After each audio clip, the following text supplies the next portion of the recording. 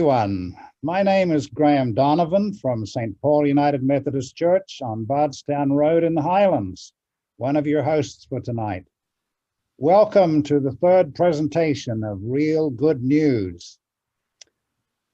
We're going to take a few minutes to sign in the remaining people who have registered for the program, and while we're doing that, let's listen to a song by John Gage, who has generously supported all our programs of Real Good News. John is a songwriter who has roots in folk, country, gospel, and blues traditions, and he strives in his music to connect us all to our own deeper selves, to one another, and to creation, as well as building awareness of social justice issues. He's the former executive producer and host of the Kentucky Homefront radio show, which was broadcast live for 28 years on Louisville's public radio station, WFPK-FM. John's latest recording, I'm giving him a shout out on this, Circles of Our Lives, features 9 original songs. So let's listen to a recording of John to begin our program, and I'll be back after that to introduce the program for tonight.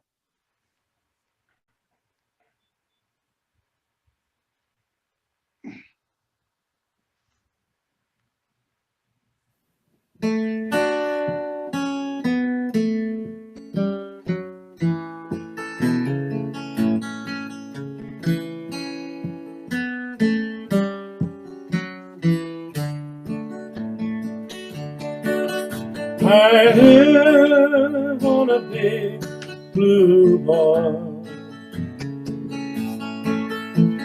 I never do dream I might fall. But even the day that I do, I'll jump off and smile back at you. I don't even know where we are. They tell us we're circling the stars. Celestial creatures of light. We're children of love, shining bright. We walk where evening shadows wash the shore, with radiant sunsets pure as gold. Divine love shines in starlight evermore. Creation's power and beauty unfold.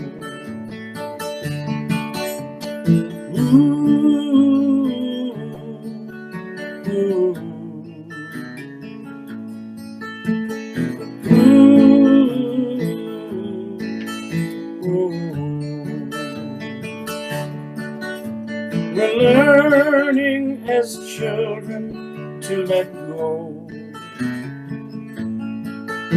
surrender to the sacred river's flow,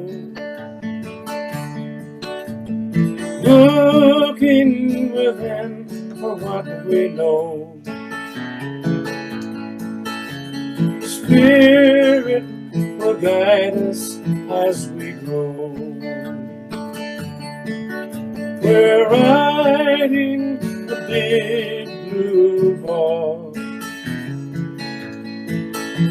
We never do dream we might fall. Universal love surrounds us all, sustaining all creatures, great and small. Oh, la la la, la la la la, la la la. We live on a big blue ball. universal love surrounds us all.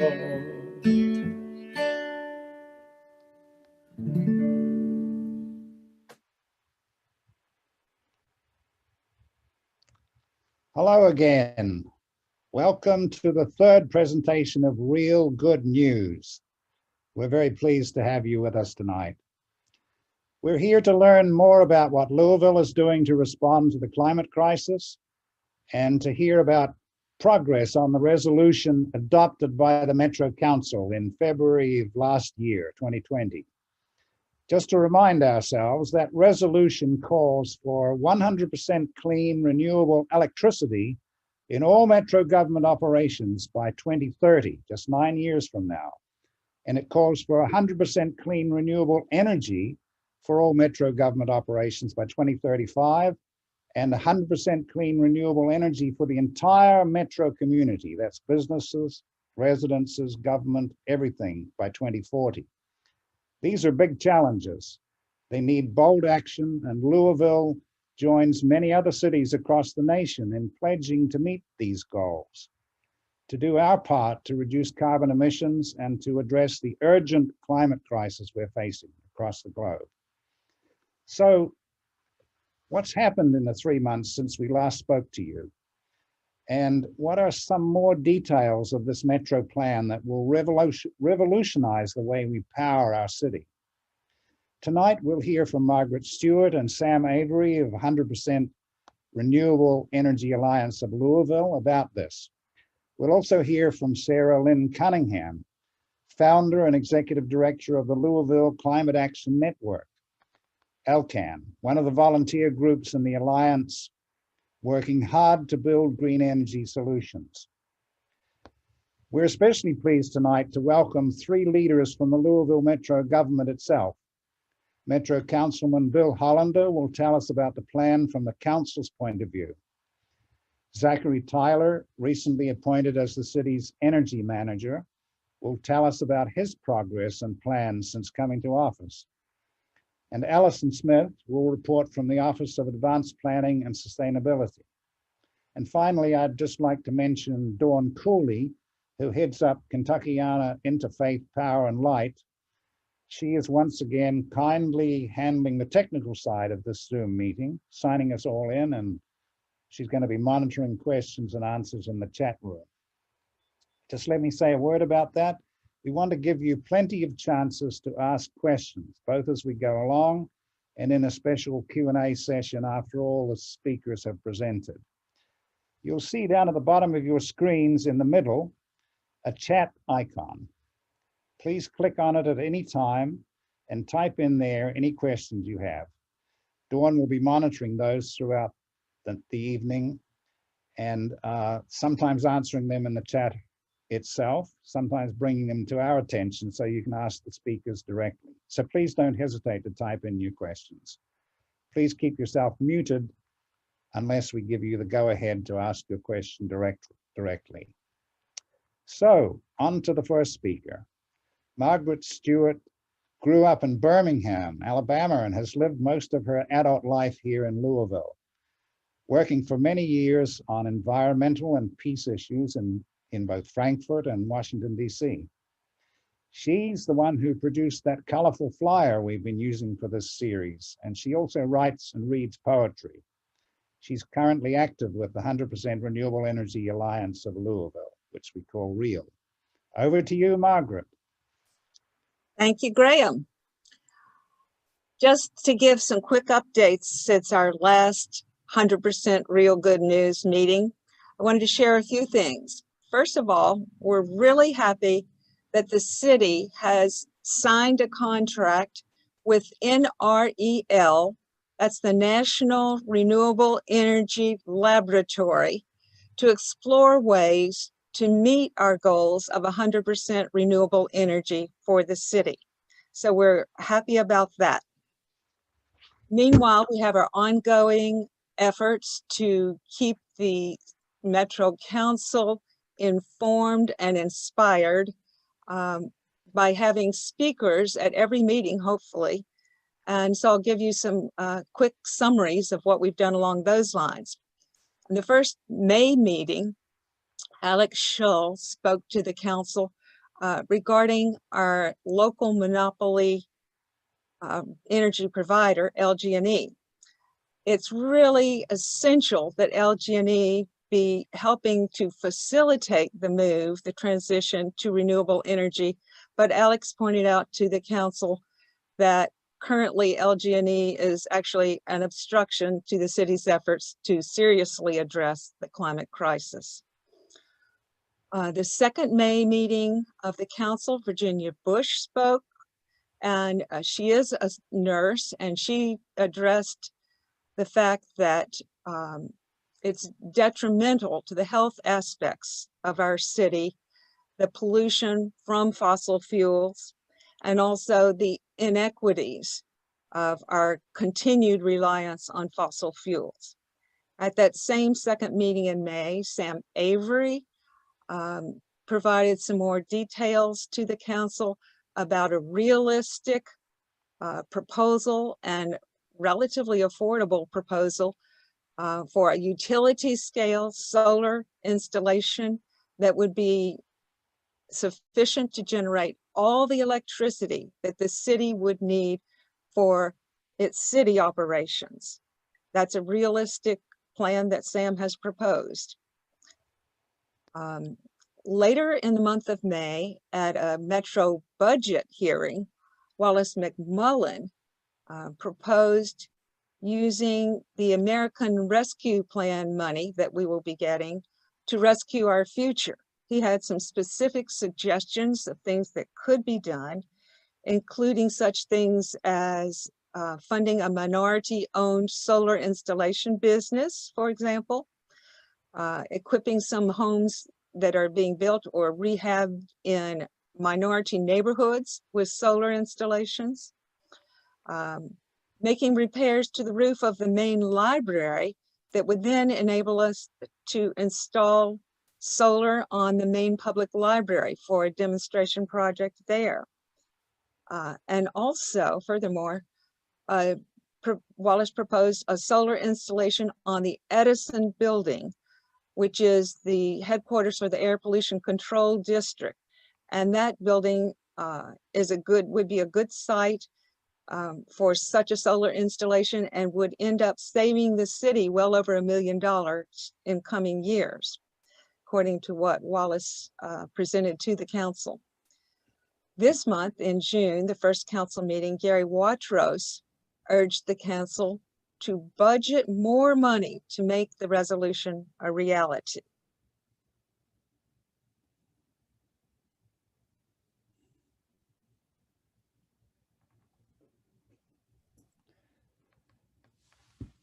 So this happens sometimes, and it happened last time as well, that Margaret seems to have frozen. And so, Graham, were you saying something? Yes, I'll take it. Okay. Well, I'd like to give a very warm welcome to Sarah Lynn Cunningham to our meeting tonight. She's a licensed environmental engineer, an educator, and for 50 years, she's been an activist. Maybe she doesn't like me saying 50 years she's been an activist, but she holds 2 interdisciplinary degrees from the University of Louisville, a bachelor's degree in environmental engineering, and a master's degree in environmental education and environmental history. And after joining the International Climate Reality Project and being licensed by Al Gore to give her version of An Inconvenient Truth, she co-founded Louisville CAN, the Louisville Climate Action Network. And besides teaching for LCAN, she's taught environmental engineering courses at the U of L. Sarah Lynn, welcome. Over to you. Thank you. I obviously got started young and I'm older than I look. Tell me, how many minutes am I supposed to take? We have you down for 5 minutes here to talk about LCAN. Okay, so I'm going to share my screen. Let's see here, Firefox. And then get out of the way, please. All this Zoom stuff is blocking me. Let me unshare so I can get what I need up. And now let me see if I can get it to work.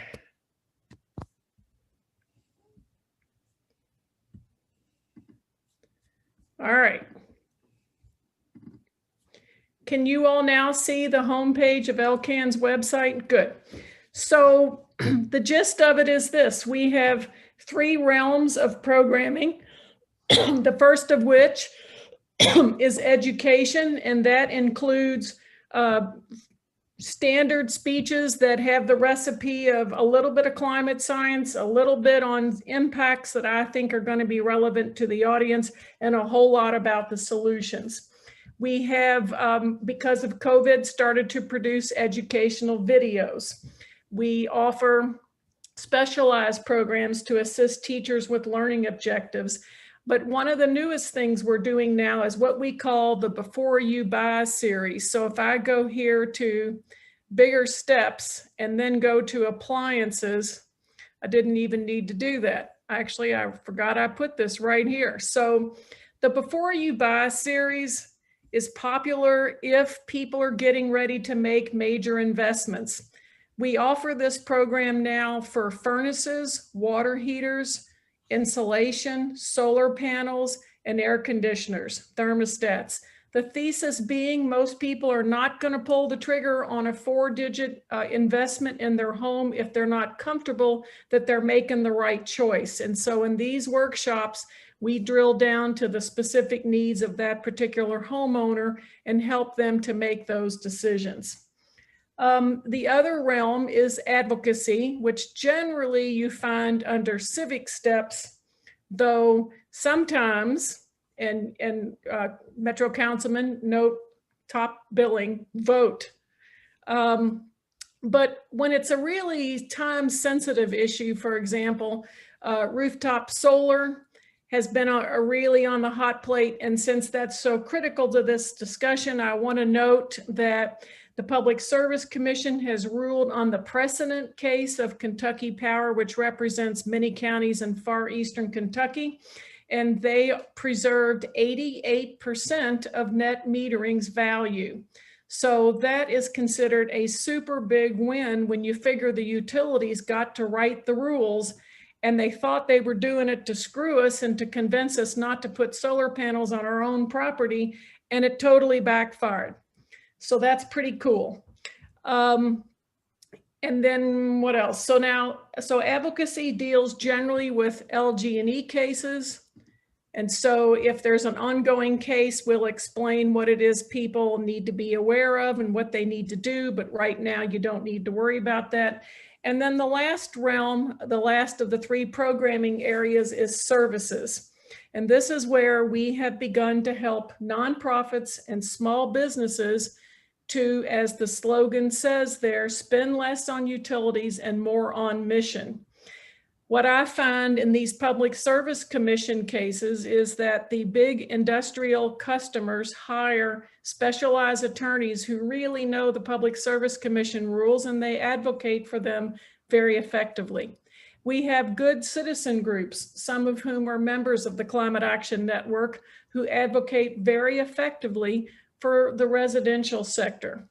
The Attorney General is supposed to advocate for all customers, but they only advocate for residential and as a practical matter.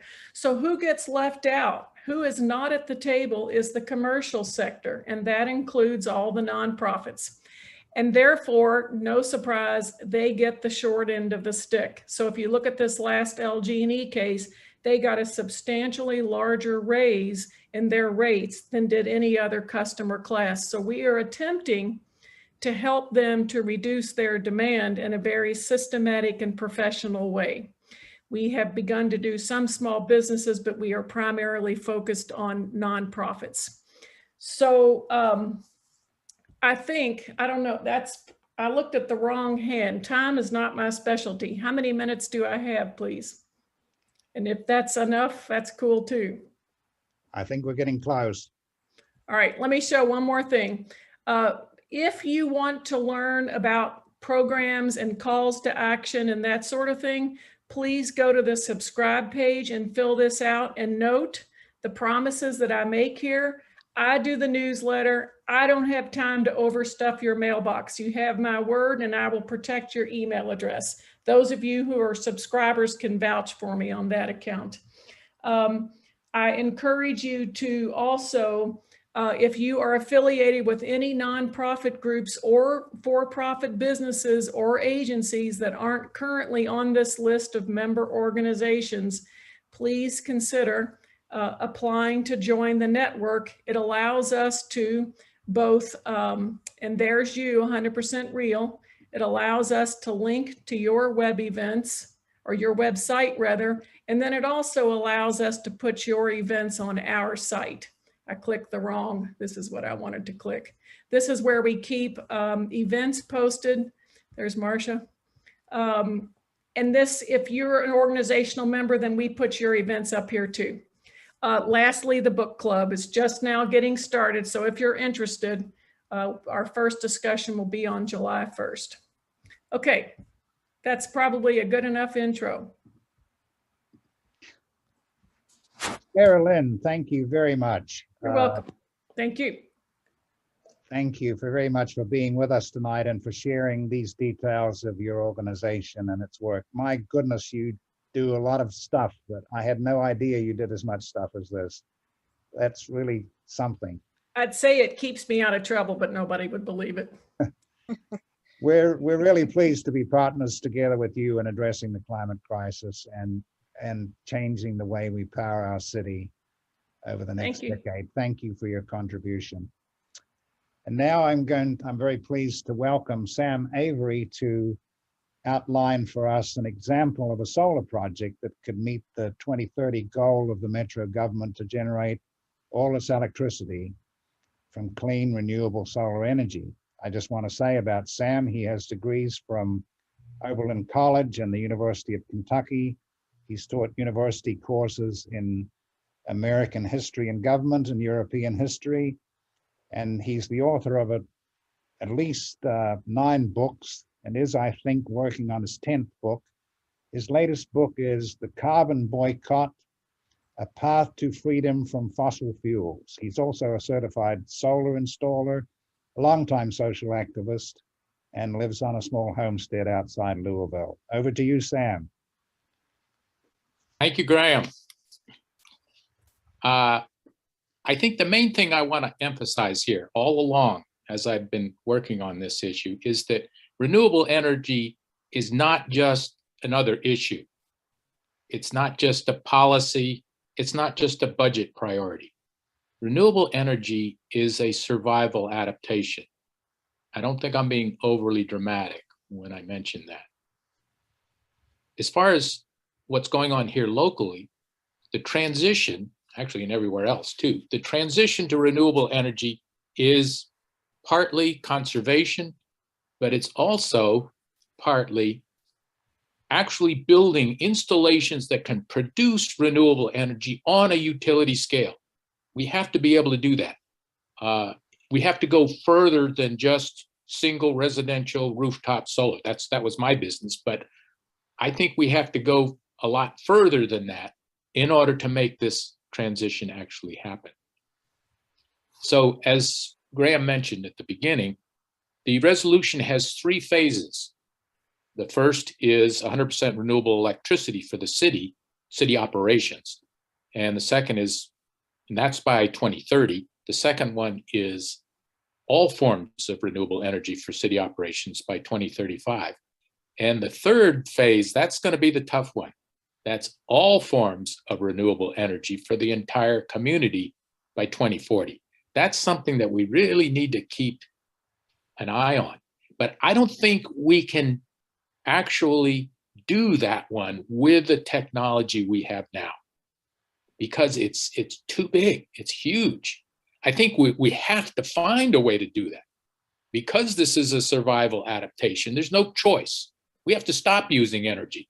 If we can't find renewable energy, we shouldn't use any at all. But I'm really glad we broke this down into 3 phases for the reason that the first phase is doable. We can do it in the next few years. We have 9 years to accomplish it. It may take that long, but it doesn't have to take that long. It's technologically available and can be done right now.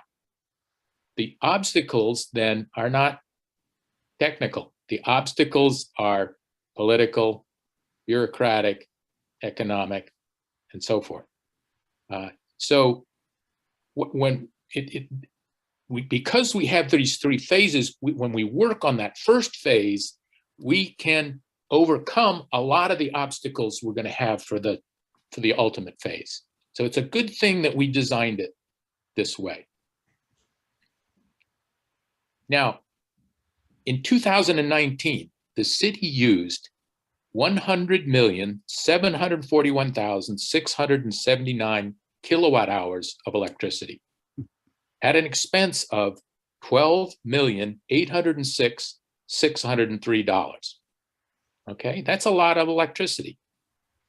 To produce that much electricity from solar energy, and I think we really need to go with solar on this first phase. And on the longer term, we're going to have to mix in geo and hydro and wind and anything else we can come up with. But for the first phase, I think we need to go with solar because it's most practical now. To do this with solar, we're going to need 84 megawatts of solar energy. That's about 218,000 panels.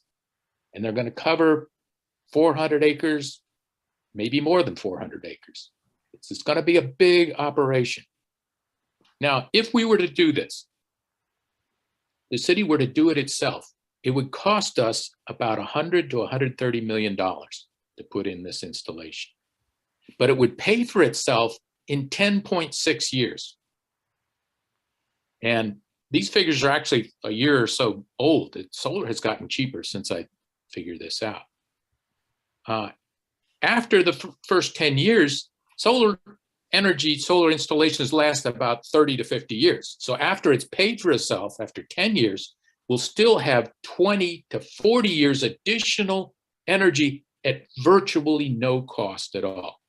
The maintenance of a solar installation is minimal. It's very small. And over that period, from starting 10 years from now and going into 50 years from now, we will be getting free energy, essentially free energy, and saving the city hundreds of millions of dollars. Hundreds of millions, several hundred million.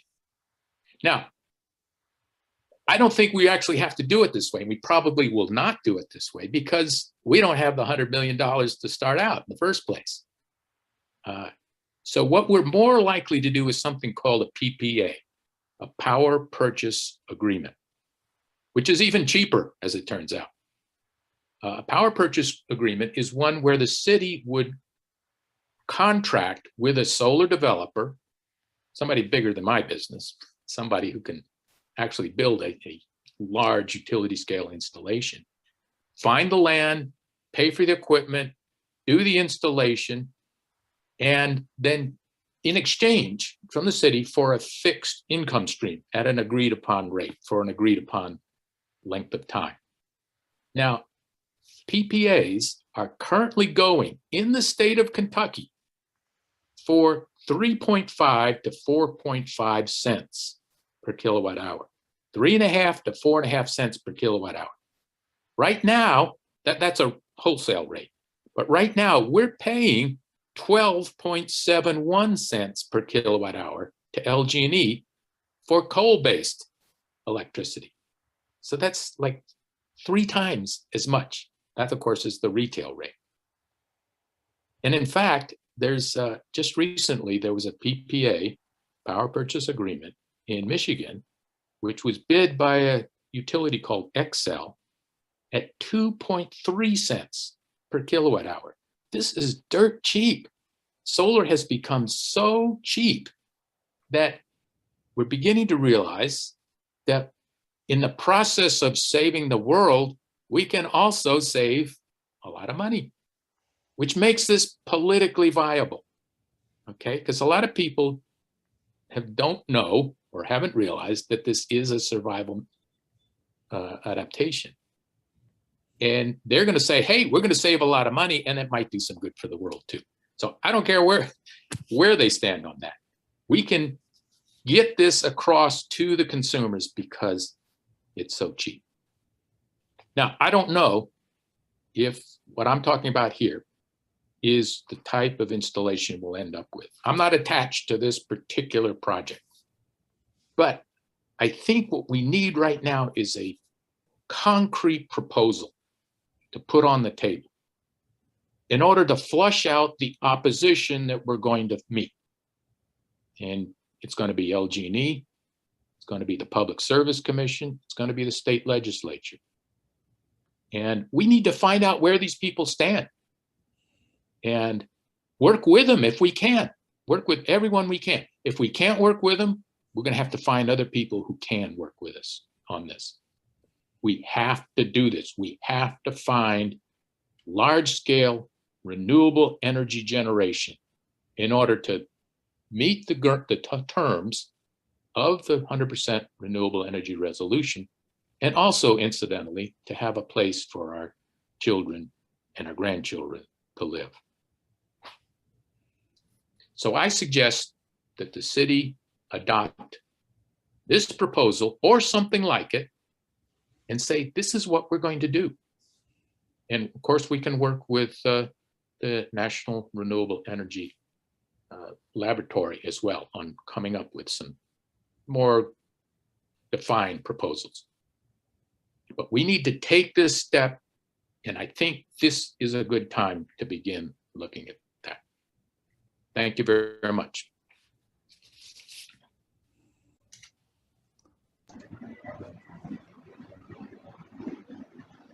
Do we have any questions? We're going to move on to Bill Hollander next, but I think we may have time for a question. Graham, where are we? Yeah, are there any questions there, Dawn, in the chat?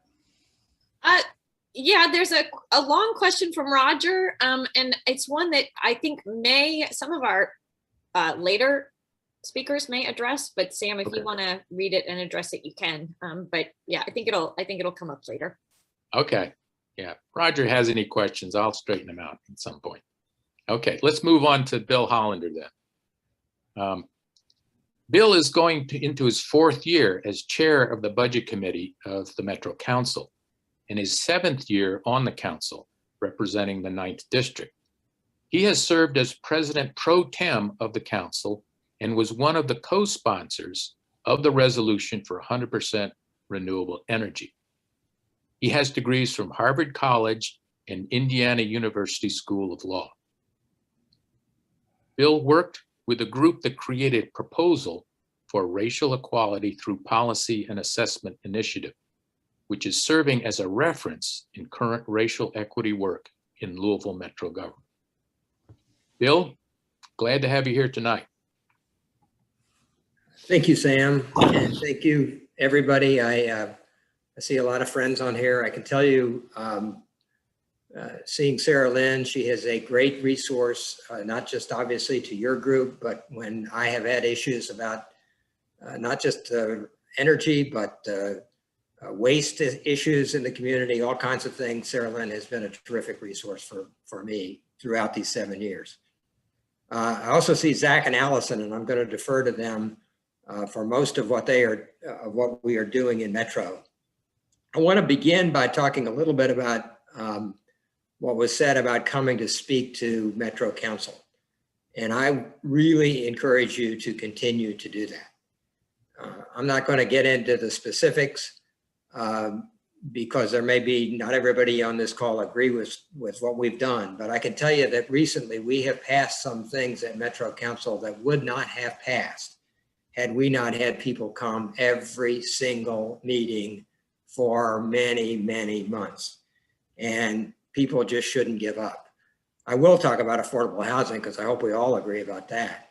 And we are funding affordable housing at the rate of $10 million a year after putting nothing into affordable housing until 2015. And we've put $56 million in since 2015.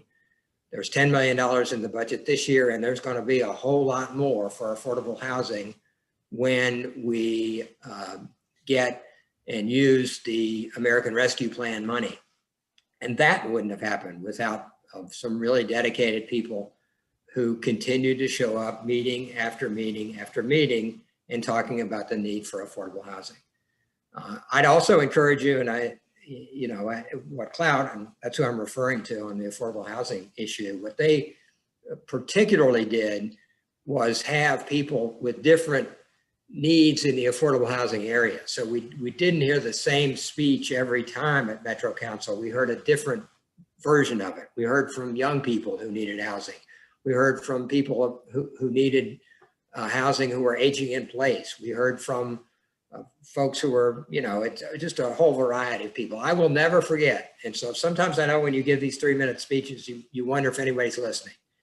But I can tell you that I will never forget the woman who came, who worked at Panera Bread and told us about what she made at Panera Bread and how she had some health issues and she was afraid that she was going to become houseless.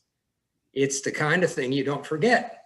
So I would really encourage you to continue to have those kinds of speakers. On what we're doing in Metro government, most of it has been on the conservation side. So we have not built renewable energy installations. We have talked, and I've enjoyed talking to Wallace about this. I think those ideas need to keep coming. The library idea, for example, we've looked at that pretty carefully. Now, we've got a lot of deferred maintenance in our buildings. And the library roof still has a few years, not a lot, of life in it, we're told. Maybe 2, I mean, not a lot. But it's difficult for us to replace a roof, which we would need to do before we put solar on the main library, when we've got other buildings that need roofs that even more than that. So but those ideas need to keep coming. The Edison building, unfortunately, we don't own. At least we don't own it currently. We lease that building. And so a substantial investment of solar on a building that we lease, maybe we'll own it at some point. There's certainly been talk about buying that building from Bill Whalen, but we don't currently own that building. But keep the ideas coming. We need to continue to hear good ideas. On the conservation side, and I'm going to, as I said, I'm going to let Zach and Allison talk about this mainly, but I can tell you, I've said this at a public meeting.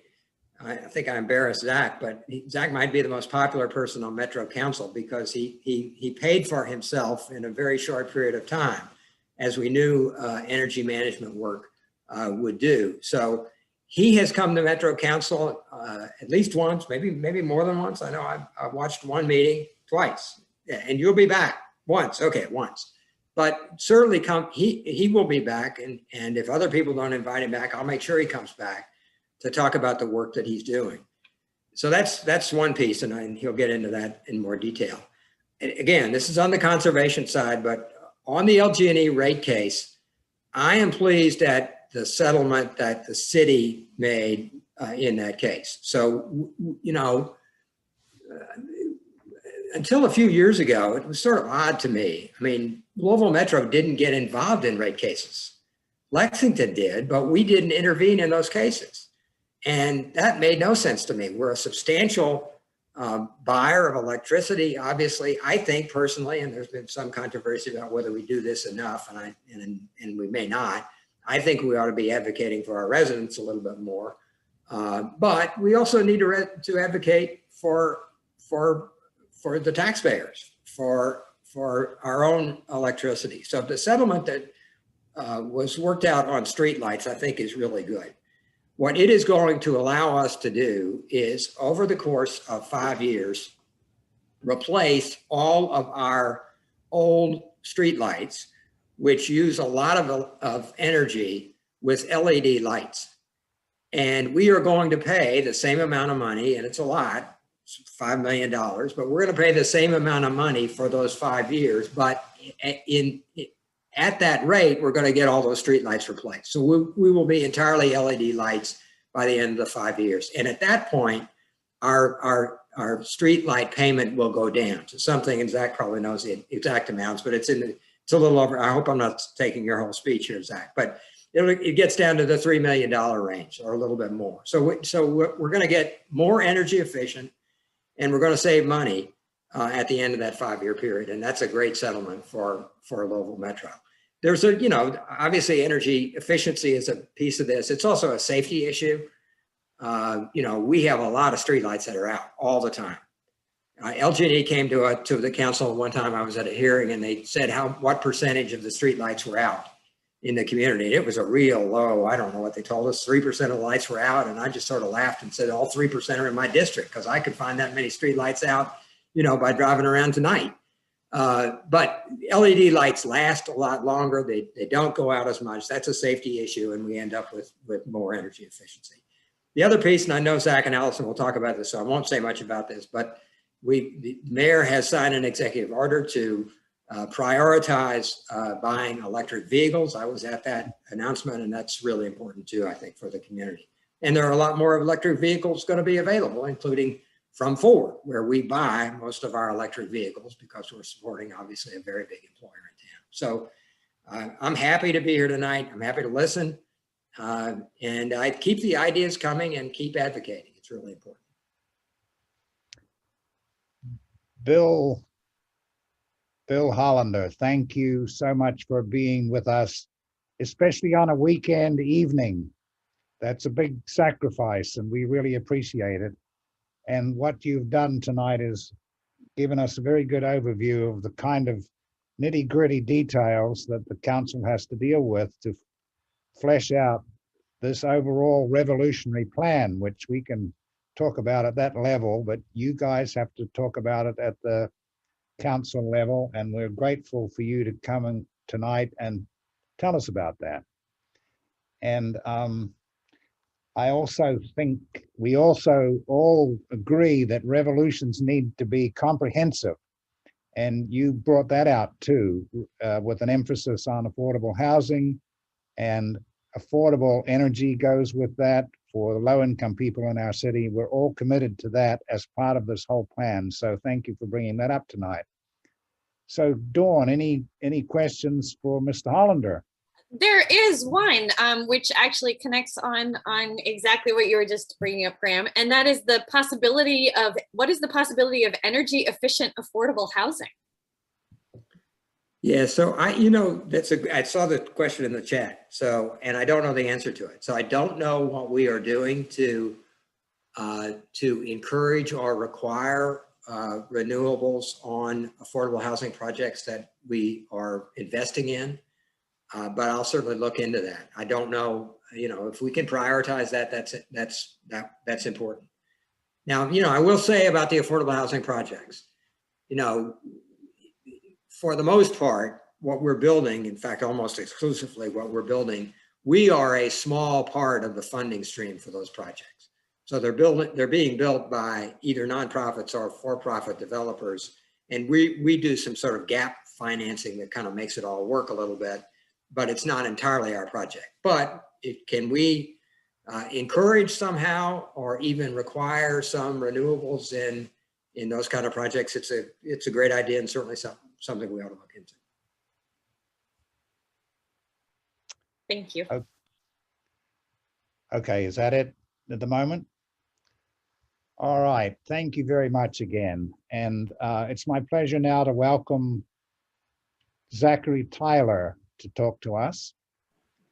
He became the Metro government's first energy manager at the beginning of this year. And he's responsible. On his young shoulders, on his slender shoulders, rests this awesome responsibility of starting us off towards this revolutionary goal. He's originally from Winchester, and he graduated with a degree in biosystems and agricultural engineering from the University of Kentucky. And he has certification from the Power and Energy Institute of Kentucky. And since then, he has worked as an energy consultant for UK, implementing an energy conservation program across the campus and at its medical center, and helping the university realize its emissions reductions commitments. So he has good preparation for this job, but he's now forgotten that. He's left that all behind, and he's concentrating on the city we know. Over to you, Zachary. Thank you for that introduction. I'm going to go ahead and share my screen because I do have a few slides to go along with what I'm going to talk about. So yeah, as said, I'm relatively new to Louisville Metro, but I am very excited. I see tons of opportunity, a lot of opportunity that will help make an immediate impact in our utility usage, as well as really help finance some of these efforts these ambitious efforts that we have committed to moving forward. So today I am going to talk a little bit about energy management. A lot of times there is some confusion on what that entails and what the potential with energy management is. So I just wanna go over that. So traditionally, energy management has focused on demand side management, and that is very much energy conservation. And this type of energy management is involving tracking your energy data so that you know exactly where your energy is being used, how it's being used, and using that to come up with strategies to optimize your facility operation and make sure that you are eliminating any unnecessary energy waste. So this traditional energy management is a lot of times zero implementation costs. It's about a lot of these operational improvements that can immediately start having a large impact in your utility consumption. However, now there's a lot of growth in supply side energy management as more and more organizations are committing to sustainability goals, such as Louisville Metro's. There's these big questions of how are we going to supply renewable energy to our institution, especially given, this complex interconnected grid that we're all using, as well as other questions of, some internal distribution. And are we going to possibly add energy storage to facilities so that we can avoid pulling from the grid during peak conditions when it's at its dirtiest? So it's a field that's growing very rapidly, and it's becoming more and more complex and also more exciting. So I'll start off with, the case for energy conservation. Energy conservation really is a top priority and a first priority in meeting these larger sustainability goals. It may not be necessarily as exciting as a lot of the renewable technologies that we need to be working for, but it has a really large impact in lowering the total amount of energy that we will ultimately need to procure and to supply to the city to reach the 100% renewable energy goal. And in doing so, it also directly reduced the costs to the city substantially. And this can and should be a financing mechanism for the energy upgrades, for further energy projects, and also securing the supply. It is also a strategic first step. A lot of times we might not start with putting solar on a house that we know is still lacking some basic weatherization and is still wasting a tremendous amount of energy that it's consuming. But ultimately, energy management is about improving your performance. It's making buildings more comfortable, it's making them perform like they were intended, and it's just improving your operations. So in terms of what can be expected with energy management and conservation, it is reasonable that an energy conservation program can save anywhere from 10 to 30% of an overall organizational utility consumption profile. A couple of examples of this would be Cincinnati. They launched their energy management program, and in the first 6 years had saved over $3 million in their utility costs. And Lexington is saving nearly $1 million annually. Now, one thing both of these cities have done is that they've both established revolving loan funds for energy projects. And this is basically where cost reductions from the energy conservation are dedicated to be reinvested in these future upgrades and in the supply side commitments. And this is a financing mechanism that creates growing momentum for the energy transition that we need to be approaching.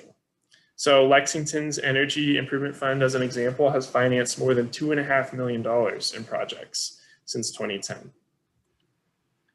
So it may not be super exciting, but data is the first big element in an energy management program for a couple reasons. One is this really helps us prioritize buildings that are performing poorly and that really warrant investment in further energy projects.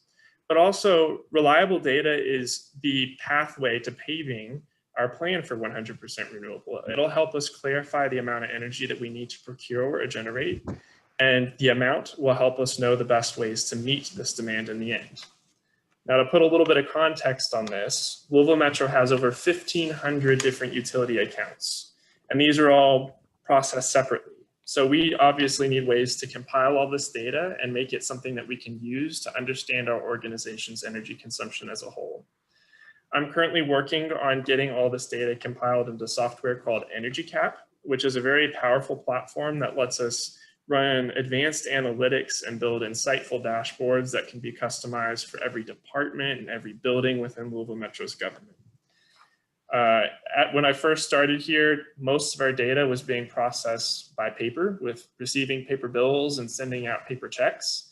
And as you can imagine, that doesn't really help you get any sense of an organization as a whole. So as of now, the majority of our data is being processed digitally and being paid digitally, and that allows that data to be automatically imported into EnergyCap. And it's really for the first time allowing us to get really powerful dashboards to understand the issue as a whole. And the next big issue in an energy management program is billing. And that's because with large organizations like Louisville Metro Government, our utility bills are a lot more complex than what you might get for your own home, because they feature dozens of different utility rates and types of accounts. And because of that, it means that a lot of times billing issues are not uncommon. So one example in Louisville Metro is, since I've gotten here, I've seen over 150 different accounts that have shown very little or no energy usage over the past year. However, they're still open. And that means that we're required to pay account fees to keep those open, which in total is over $65,000 a year in fees. So currently we're exploring, which of these actually need to remain open and are servicing something, or which of these can we go ahead and close out. And that's something that I think is critical just as a form of billing integrity. But another big aspect of billing is your rates. And that's because over time, LG&E's rates change, the way we use buildings change, and a lot of times that requires shifts on our part to minimize the impact and make sure we're not paying more than we should for our energy service. One example of this would be the Louisville Gardens, a large vacant facility downtown. It's using very little power, but in 2020, it still had over $19,000 in power costs. And that's because it featured a type of rate that had very high base fees, but a very cheap cost per unit of power. So just by moving this account to something that's more appropriate for the current facility, we'll be saving $5,000 moving forward annually. And so to date, I have identified over 200 different utility accounts that I believe are being billed at an incorrect rate that is costing more than it should. So I've already turned these in to LG&E and they'll be processing them. And if approved, these accounts will be saving well over $100,000 a year just by changing how they're being billed. Now, operational improvements are really the bread and butter of energy management. This is where you're making huge impacts to your overall consumption, usually with little to no investment at all. So I could talk about this part all day, but I'm gonna avoid that and boil it down to just a few strategies. One is recommissioning. And recommissioning is really about restoring equipment and central HVAC systems in your facilities to like new operation. It's common that over the years, you'll have little individual components in your large systems fail, and those components can make the whole system use way more energy to do the exact same work. So with a recommissioning effort, you are proactively identifying these and replacing them so that you can get the whole system to operate using only the energy needed to make the facility perform the way it was intended to. Sequencing is another big strategy in energy management. And this is talking about innovative control strategies that you implement through building automation systems. These are strategies that allow us to operate our HVAC and mechanical systems so that they can dynamically adjust throughout the day to what that building needs at any given moment based on occupancy, outside air temperatures, inside air temperatures, instead of having all those fans, pumps, motors running the exact same way 24/7 year round. Scheduling is one of the simplest and most impactful measures, and that's really around the question of why run all these central systems in your buildings when nobody's there. So since I've gotten here, I've implemented night and weekend HVAC and mechanical system setbacks in over 700,000 square feet of Metro government facilities. And in those facilities, all these systems have had their runtime reduced by over 50%. So that is fans, pumps, motors, boilers, chillers, everything that you don't see in a facility but consumes a lot of its energy. And it only takes a little bit of organizational approaches to get that coordinated and start creating immediate savings. So last but not least is building infrastructure. And this is what most people think of when they think of energy efficiency and conservation. It's really important that when you're going to invest in making your facilities more efficient, that you're choosing the projects that have the biggest net impact in the amount of energy that you're consuming. So a couple of examples of these types of projects is converting to LED lighting. We have a lot of buildings and most of them are still using fluorescent lighting. It's a really big endeavor, but getting lighting to LED has a really quick return and a really big impact in your overall consumption. And we're seeing that with the city street lighting, which is really exciting. As said, that'll be taking a cost of nearly $5.5 million down to about $3 million just in street lighting. So eventually, we're going to need to be looking at how to do the same in our facilities. Another is expanding your building automation system controls or adding smart thermostats so that you can essentially implement the setback strategies in more facilities that may not have any ability currently to set those systems back. And I will say that that is something I'm currently exploring. We currently have a project that I'm exploring to install smart network thermostats through a network of small and medium-sized metro facilities that don't currently have any form of controls.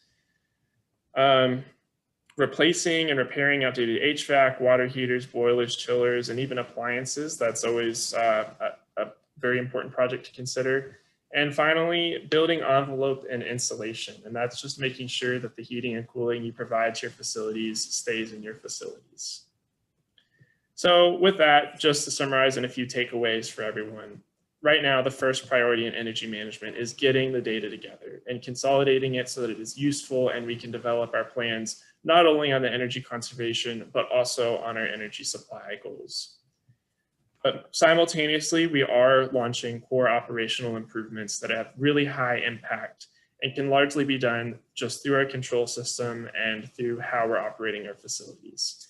This will help immediately create some of the utility momentum and fuel and finance our transition moving forward. And then finally is that the cost savings from these projects really needs to be viewed as an opportunity to reinvest in the facilities and reinvest in our supply. And this is something that, Allison will touch on in a bit, but I'm very excited to contribute to the overall utility goals, starting with some of these really high impact, easy to implement goals at the start. So thank you for having me here to speak, and I will go ahead and stop sharing. I'm happy to take any questions if there are any. Well, Zachary, we long anticipated your arrival in the post that you're in, and we're excited that you came out tonight to tell us about your first months, which seem to have been very productive.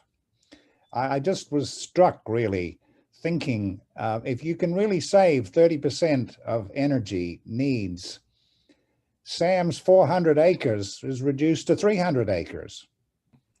I have a question about that. And so let's ask some questions of Zachary. Well, we've got this whiz kid on the stand here. Okay, I got a question. And it's about what you mentioned, Graham. And I would love to see that kind of conservation. But at the same time, we're talking about electric vehicles, for instance. We're talking eventually, and we're going to be doing a lot more heating with electricity through geothermal or whatever.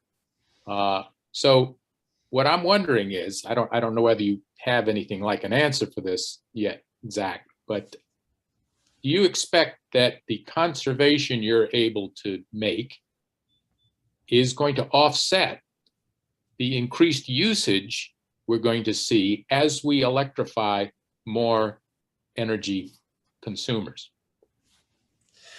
Yeah, I think that there is a very good chance of that, especially because when we are looking at electrification, we'll be looking at using, the most modern and the most efficient systems to do so. And in some cases that might involve looking at geothermal help facilitate the facility heating and cooling.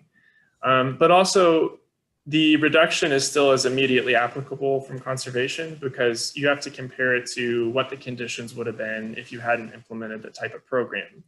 And if we weren't taking some of these strategic measures now, we would start having as you said, we'd have a level of energy consumption that grows, and it's challenging to plan around. I think that, in my experience in other areas that I've worked, we have been transitioning to electrification efforts, and for the most part, by compensating in how you operate, we are able to offset the increased the square footage growth of facilities. For example, despite adding facilities and adding equipment, there is a very high likelihood that we can keep the overall consumption from growing beyond what it is. Okay. My question really, I thank you for that. My question really is, if we start out with that 400-acre facility, we're going to have to need just for city operations. It's going, due to your work, that's going to get down to 300 acres, as Graham mentioned. But as the city buys electric cars, where are we going to go from there? Do we have to be planning for 500 acres? Or are we going to keep it at 400? We need to have some sense of how much we're going to have to generate. I suggest that we overbuild this thing, because even if we make too much energy for the city for phase 1, we've got a much bigger problem with phase 3.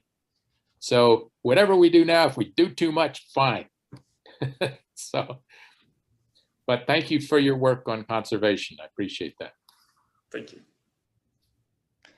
Allison put in the chat that she will be addressing that in her presentation, and she's up next. There are no other questions for Zachary in the chat, but Sarah Lynn does suggest trying to persuade Metro to send its building operating staff to building operator certification classes. At full disclosure, she teaches for this program, so you may want to. That's a wonderful idea. I am a huge fan of that, and I think that is that's correct. That is a definite step that we need to do moving forward. It's very affordable. Thank you. Anybody else? Okay. Thank you, Zachary. You have a big burden to bear. You have a big program to embark upon, and we wish you the very best in that. And in whatever way we can, we'll stand ready to support you. Thank you for coming tonight. It's my pleasure now to welcome Allison Smith to speak to us. She's the Assistant Director of the Office of Advanced Planning and Sustainability of the Metro Government, and has worked with the Metro government for almost 6 years. She has a Bachelor of Science degree from the University of Louisville and a PhD in aquatic ecology. She has managed brownfield programs in her office for 6 years and is also an adjunct faculty member of the University of Louisville. Welcome, Allison. Over to you. Thank you so much, Graham. And it's always a pleasure to follow Councilman Hollander and Zach. So full disclosure, I did not create these slides. These were provided to me by our partners at NREL. So as Graham said, I'm Allison Smith with the Office of Advanced Planning and Sustainability. Zach and I actually work in different offices. He works in fleet and facilities, but I still claim him because the goals he's working to achieve are set from my office. These slides were prepared for me by Owen Zinneman. He is Senior Policy and Market Analyst at NREL in the Grid Planning and Analysis Center. And he had hoped to be here tonight, but had a conflict. We hope to bring him to this group at some point in the near future. So he's happy to do that, and we can arrange for that. Oh, sorry, that's not full screen. There we go. So quickly, just what NREL is. NREL is the National Renewable Energy Lab. It is one of 17 national federal laboratories. So you may have heard of Oak Ridge National Lab or Sandia National Lab. NREL is located in Golden, Colorado. It is owned and operated by the Department of Energy, and they focus on all things renewable energy. So from working on renewable energy technology, making batteries more efficient, improving solar panels, to planning pathways ways to get to renewable energy, policy analysis. They do everything renewable energy. 2,600 employees. They focus a lot on partnerships between government, academia, and industry. So we feel very fortunate that we are able to partner with NREL. They do planning and work across the nation in all 50 states, I believe. So they understand the different regulatory environments of different states, as well as the federal contacts as well, since they're a part of the Department of Energy. Zach is going to put in the chat for me a link to NREL's page. They just wrapped up doing a 100% renewable energy study for Los Angeles. Now, their context is very different because they own their own utility company. However, they have been working in some of the largest cities in the country, like Los Angeles, to some very small villages in Alaska. So they cover the entire spectrum of energy planning. Zach's putting a link to a webpage that has some information about the LA study and a really cool video about that project. I asked Owen if we will get a slick promo video, and he said that that is a possibility. So I'll keep you posted on that. But some issues that they addressed were, how will LA achieve 100% energy? What are the side benefits, those co-benefits like public health and environmental benefits? How do you improve local economy and jobs with this type of work? And what are environmental justice concerns? So they look at the full picture. They are not just focused on energy. They're looking at all of the benefits to this work. So as Councilman Hollander mentioned, and he did mention that much of this is thanks to him, both Zach's presence with us and the 100% renewable energy resolution, as well as this group who had such a huge part in getting that passed. Our work with NREL is focused on the first goal, which is 100% clean electricity for government operations by 2030. Now, that's not to say we are ignoring the other two. We are already thinking about our transportation network. We're already thinking even about community-wide clean energy and clean electricity. But our work with NREL is going to focus on that first goal, because to Sam's point, it's possible, right? It is doable. This is proof of concept. So NREL is going to help us figure out what are our avenues for getting to 100% renewable clean electricity? What actual within our legal and institutional context, what can we do? Phase one will also lay out the plan for phase two. So phase one finds out what those avenues are. Phase two will explore each of those avenues independently, look at the economics, look at the legislative context, look at the environmental benefits, all of these different aspects of it that's more than just renewable energy. So they're going to help us meet that first goal, and they will help us prioritize the avenues to reach that goal. So we're at this very beginning. We're in phase one. We're going to identify how we get there. Phase two, they will help us evaluate the feasibility of options, which will help us prioritize actions. How are we actually going to do this? Now, Owen has made clear that this fourth part, provide planning and implementation support, is not a part of our current plan, but they are more than happy to provide that. That is what they do, is not only help cities plan, but then help them get where they need to be.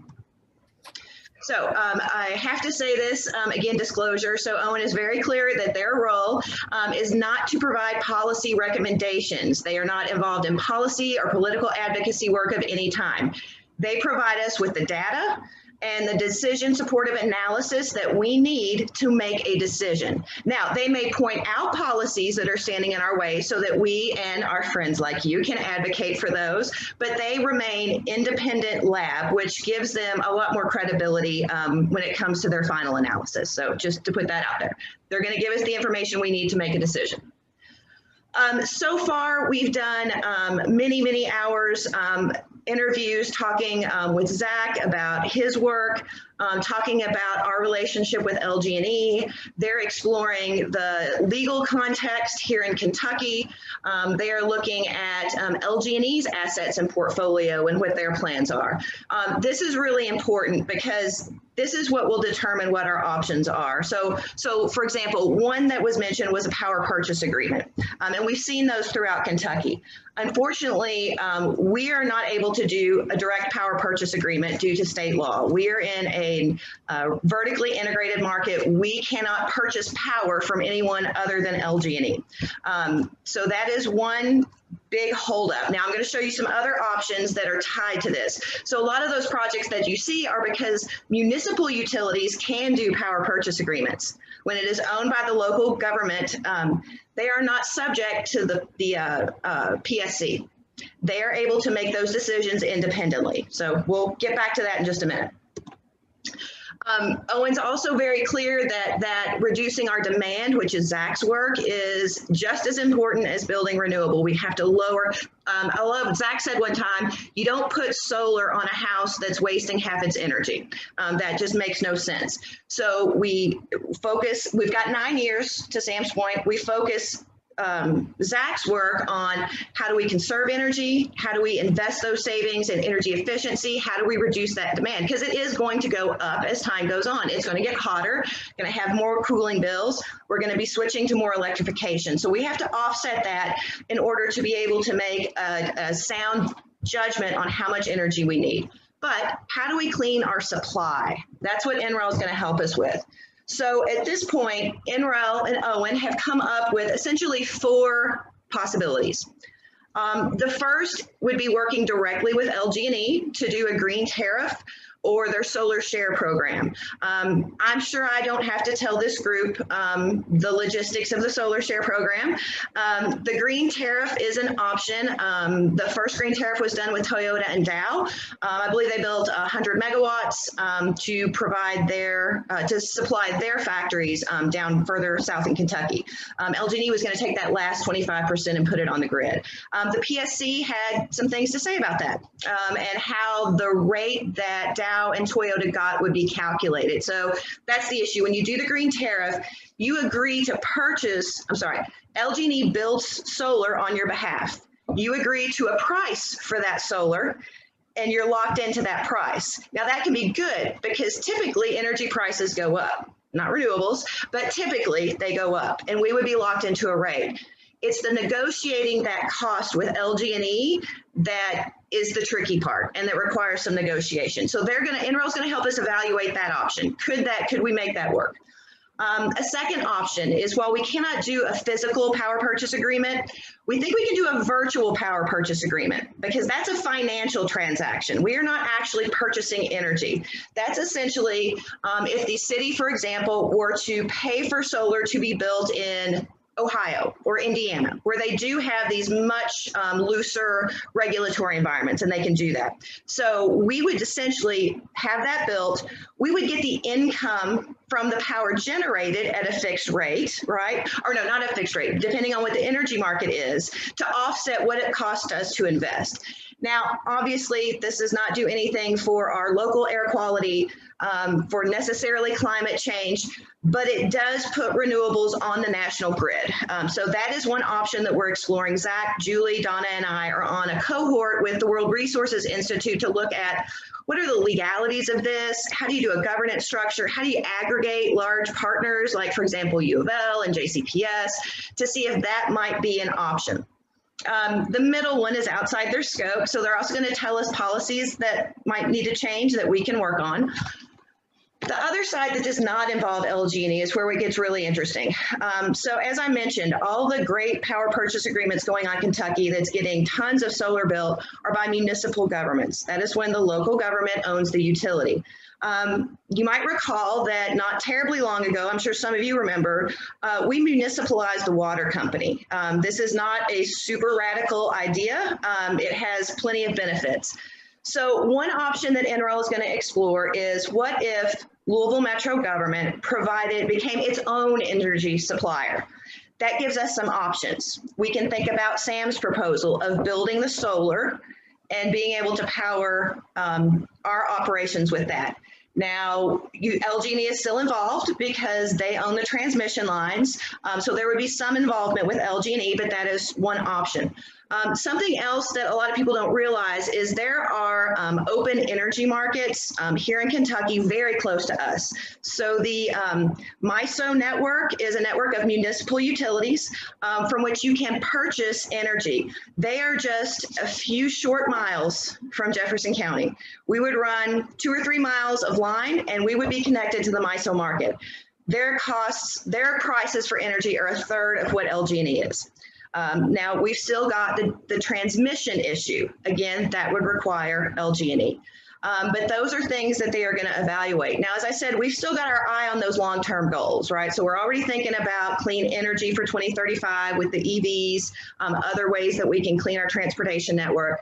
But we're still thinking about 2040. Owen is aware of this. NREL knows that that's our ultimate goal. So they are going to also evaluate what it would look like for Louisville Metro to municipalize the entire county's electric utility, become our own utility provider.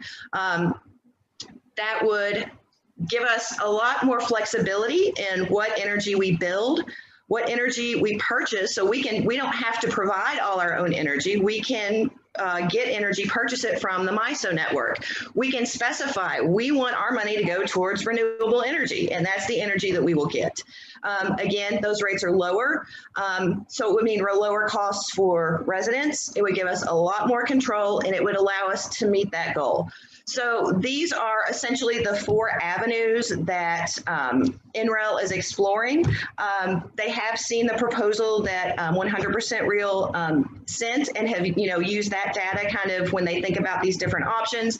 And so that's what we're going to be evaluating in phase 2. Zach had to talk about demand sand management and building setbacks, and I get to talk about something that I find very exciting, which is a partnership with a national lab that is going to figure out how we get to 100% renewable. Any of these options are going to be difficult. I think you can see that they all have their challenges, but one of these or some combination of these will get us to where we want to be. As I mentioned, Owen would love to come and talk to this group. He had a conflict this evening, but here's his contact information. You are welcome to email or call him, as well as my contact information. I do want to, assemble some community members like this group and others to talk to NREL so that they are thinking about that 2040 goal, because this group has given that a lot of thought, and we're going to need real help to get there. So thank you all for inviting us to present. I appreciate it, and I'm happy to come back anytime, and I'll bring Owen with me next time. Thank you, Allison. I just want to make one comment about your Office of Advanced Planning and Sustainability. We really enjoy seeing the informative reports that you put out, because they're so full of good data that if they were only that, they would be read only by the dedicated. And they're much more. They're colorful and hip as well. I want to say that. And Graham, they're full of ideas, and they spark ideas in their readers. And so we like it that they're designed to catch the eye, as indeed your first slide was tonight, and to engage every citizen with a sense that lots of good things are going on in the city to overcome problems. I forgot to answer Roger's question. If I could have just one more minute. Yes, I'm sorry. I thought you'd finished. I thought I do. I completely forgot. So Roger had asked about how we reduce energy use across the county, not just for Louisville Metro government operations. So again, we are thinking towards that 2040 goal, and that's why we entered the partnership with entered a partnership with a third-party administrator to administer our EPAD project, which is a financing mechanism for industrial and commercial facilities to finance energy efficiency improvements, renewable energy. It's tied to the property, not the owner, so that it does not tie up their personal credit line. There's lots of benefits to it, and it's been popular so far, but we have not been able to market it the way it needed to be. So now that it is with Energize Kentucky, sorry, I was drawing a blank, Energize Kentucky, this is what they do. This is 100% of their work is marketing this program, getting it out to people, getting these energy efficiency upgrades and renewable energy done. So we are hoping that that will start that that ball down the hill of getting more companies involved in making these types of investments. And we want to provide support for that. So it's not the entire answer, but we are working on mechanisms to make that happen. Thank you very much. Thank you for being with us tonight. And we're going to have a little bit more time for a few more questions. If anybody has further questions or for any of the participants, but particularly for Allison, please ask them now, put them in the chat, or speak up. Somebody needs to unmute Roger. Yeah, Graham, they can't unmute themselves, but if you raise your hand, I can invite you to unmute yourself. And Roger, I will invite you to unmute yourself. To raise your hand, folks, it's down in reactions on your Zoom menu down at the bottom. There's reactions, and then there's a raise hand icon. If you raise your hand, I can unmute you, or I can invite you to unmute yourself.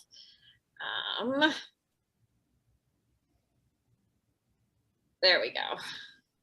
Roger, you should be able to unmute yourself. Okay. I think you've done that. Yeah, I would like to go just a little bit because the Louisville, the city government had in their sustainability report to reduce our energy 25% electricity by 2025 for all of Jefferson County. And, you know, what I would like to know is what can the city and Real do to encourage solar and energy efficient in commercial and government buildings? And the example is we've got Amazon out there, and this is to Metro, this is to Bill as well. We've got Amazon that is building right up the street from me a huge distribution complex. And, you know, they have these goals for their sustainability program that are pretty aggressive goals. And somebody needs to be talking to people like them about, you know, are you all going to implement these kind of things in the buildings like this distribution center in Louisville? You know, I just think, you know, we've got to get things like that out there. We got to be communicating with the city or with the commercial and the commercial entities within this Jefferson County. Is that Roger? Yes, that's a great question. And I'll also point you to the emissions reduction plan, which is tied to renewable energy, where we have strategies that we want to encourage and incentivize industry and commercials and businesses to implement. Part of our work to do that is with the Louisville Sustainability Council. They are a convener and they provide a lot of resources for businesses that are interested in meeting those renewable energy goals. Now, the EPAD program is a great way for especially smaller businesses to finance those type of improvements to reduce or to meet their sustainability goals. I will say that I have not been disappointed so far with what has come down from the federal administration. For example, we've just seen regulation around a greenhouse gas.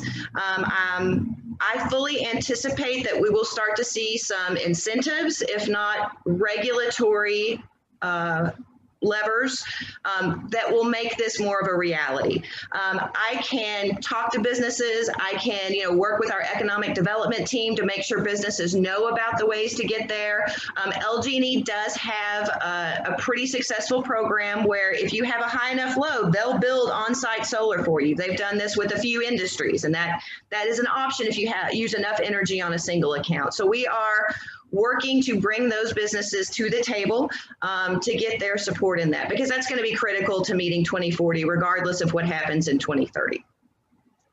Thank you, Allison. And Sarah Lynn Cunningham also posted in the chat that I dare say no businesses will install a bunch of solar panels until the PSC rules on net metering within the LG&E service area, but it's likely going to do so yet this summer. So we'll see, right? And Roger, if you have continuing questions, I invite you to follow up offline with Allison. I'm sure all our guests are happy to get emails and that sort of thing. So Sarah Lynn, it looks like you've got your hand raised. Yeah, I want to tell a little parable to encourage the public sector folks. And that is back approximately 25 years ago at the Metropolitan Sewer District, Gordon Garner was the executive director, and he really turned us loose to become more efficient. The person in charge of buildings was very conservative. He thought this was a bunch of tree hugger stuff, and he you know, we didn't agree on anything. I mean, he was a nice guy. We got along, but we didn't agree on anything. But he had to do this because the boss said so. And I want to clarify, he was conservative politically and as far as spending money goes. The CFO really didn't want to spend money he didn't have to. But you know what? Both of those guys came around pretty quickly because they figured out that keeping the tree hugger in the executive offices happy was saving a lot of money. And then the real turnaround was when the CFO was in New York City trying to do a bond issue for some major capital construction, something the public sector does all the time. The bonds people said, we noticed you've signed the series principles, that you've made a written commitment to use energy more efficiently, and we're taking that into account on your rating. And my point is that whether we have Metro Council people who are conservative or liberal, there's something there for everybody. It's the same for our constituents. We have constituents who think government is incompetent and couldn't possibly do anything efficiently. As a civil servant, retired civil servant, I know that's BS, but the public doesn't know it. What's cool about it, this stuff, is we show them government can do things, do them well, save money, and do good for the world. And that's really not an opportunity we get very often in today's politics. Thank you so much, Sarah Lynn. I think that is a perfect note to end on, and we're right at time, and I don't see any other questions. So, so Graham, take it away. Okay, it's time to draw to a close tonight's program. Please join us again in another 3 months. On Saturday, September 18th, we're planning to present another issue of Real Good News. Saturday, September 18th. I'd like to thank all of you who are here with us tonight. And I want to thank all the people who participated, both on camera and behind the scenes. And thank you especially to Marilyn Stoner and Rhodey Streeter and Dawn Cooley, who worked so hard to bring this program on air. And now, to calm us all down, and we have the great good fortune to have John Gage with us live. Live. He, of course, is alive. And so he's going to give us our closing song, and then we're going to just say one further word after that, and we'll be finished. Thank you, John. Thank you, Graham. Thank everybody for all your incredible work, your wisdom, your knowledge, the energy you put into this. It gives me hope, gives us all hope. And I want to do this Neil Young song in his crazy, inimitable way. He reaches moments of poignance.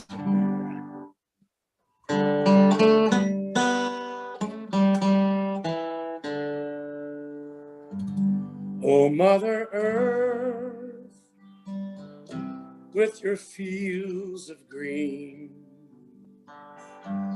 once more laid down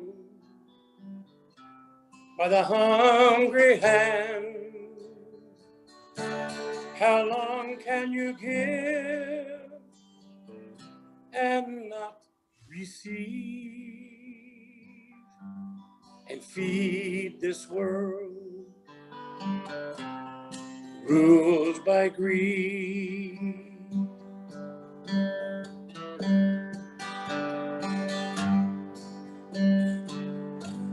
Oh, ball of fire in the summer sky, your healing lights, your parade of days, are they betrayed by the men of power who hold this world in their changing hands? They hold this world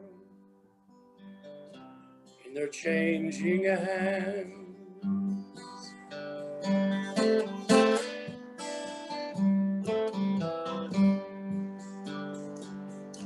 Oh, freedom land, can you let this go? Down to the streets where the numbers grow.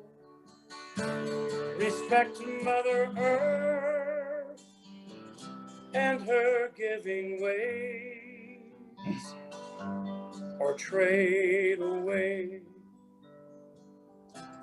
our children's days.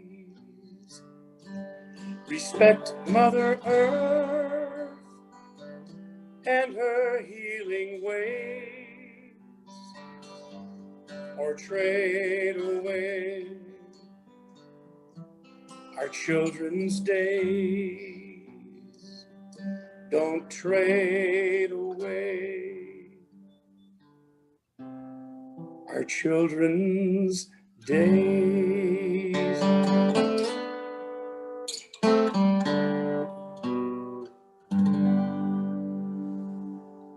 Neil Young. Wow. Thank you all. Thank you, John. Well, that's it from us. Hope to see you all again with more real good news on September 18th. Goodbye. Love you all.